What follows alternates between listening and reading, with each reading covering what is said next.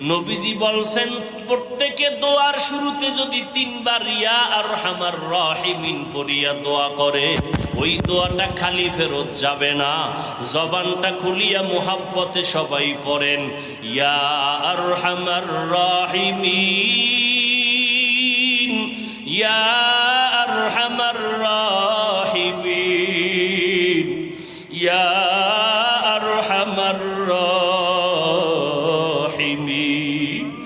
ও যুবকেরা কাঁদো,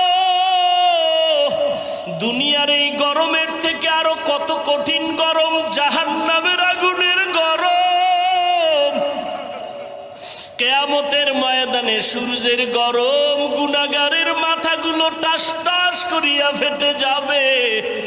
গরমের কারণে জমিনটা তামা হয়ে যাবে। নবীরা নাফসি নাফসি বলে কাঁদবেন। কান্না যদি না আসে ডানে